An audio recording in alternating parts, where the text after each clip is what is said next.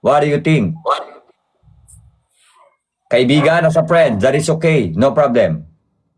No problem. Mo, kita mo. Ano, ma'am? Ano, walang problema. Gusto lang ako, Kaibigan. gusto lang ko na may kausap, may Yes po, yun yung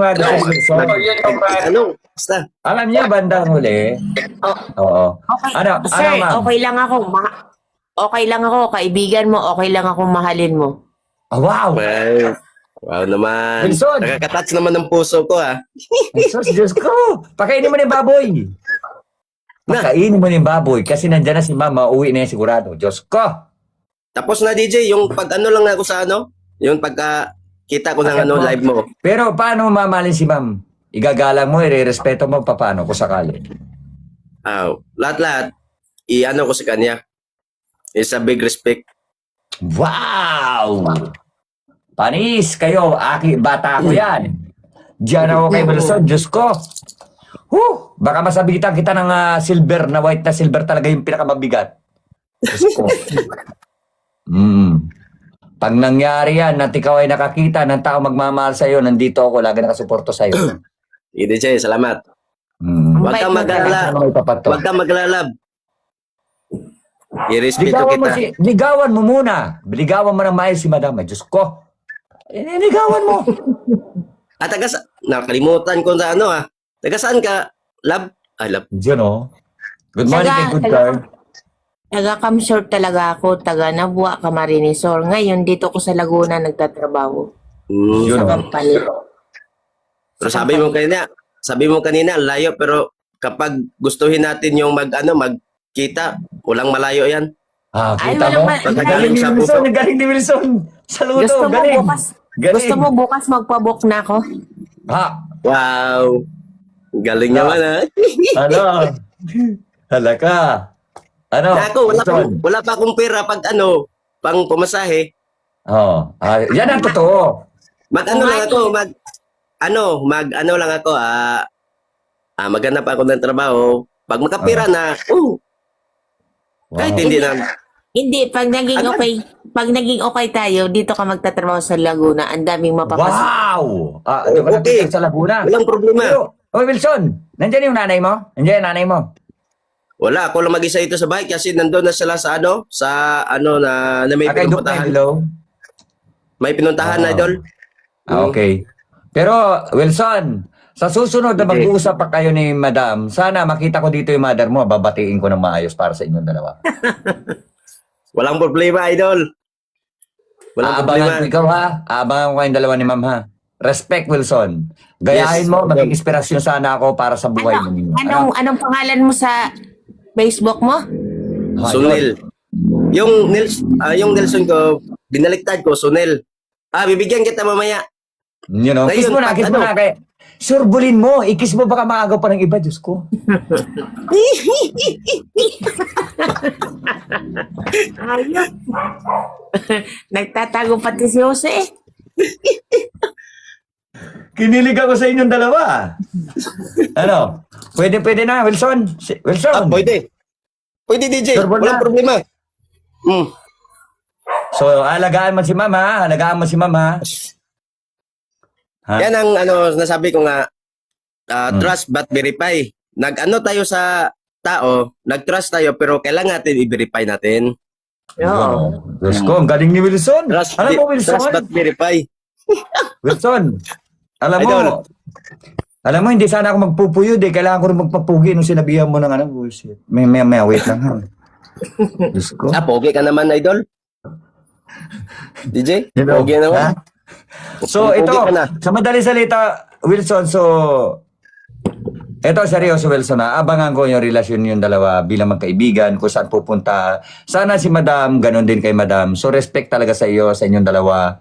Wala akong ginajudge, wala akong hinusgan. Dito tayo ay tao, hinahanap natin ay ugali. Yung magiging totoo lang sa atin. Wilson, ikaw yung aking ginagawa rito, ang ibig sabihin, inspirasyon ng mga tao na masiyahin lang. So sana, pagbalik mo sa akin at pagbalik ninyo ni Madam, meron na po kasi ako ditong naipares na nakita ko na nagsasama na sila ng personalan. Taga Cotabato siya, pero yung lalaki ay taga Marilao. Sa madaling salita, may edad man siya, pero nagiging masaya ang pagsasama nila. Nai-enjoy nila. At Wilson, sana si Madam, ganun na rin sa'yo. Kung hindi tayo magkaanak kay madam o hindi magkaanak kay ni madam, tuloy ang buhay, alagaan mo si ma'am, ipakita mo yung best. Wala dito sa itsura, yung pagkatao na mamahalin mo talaga ng habang buhay at siya ang huli mag-aabot sa'yo ng tubig at sasabihin sa'yo, nandito ako. Mamahalin kita, ano man ang mangyari. Okay? Ha? Ang problema, idol. Yes! So, Sabantaan na yun. lang kita kung anong nangyari sa aming dalawa. Yes. Yes, oh. Tingnan mo, totoo si ma'am, oh. Tingnan ka. Totoo sa iyo, oh. Diyos ko. Walang Tingnan ka. problema, idol. Kapag anong inano ni My Love, Oh. i-chat Sir kita Bol. agad. Sure ball. Yan, oh. Kausapin mo muna si My Love mo muna. Diretso ba? Ano? Abangan na sa baba. Abangan na sa baba. Oh, ay.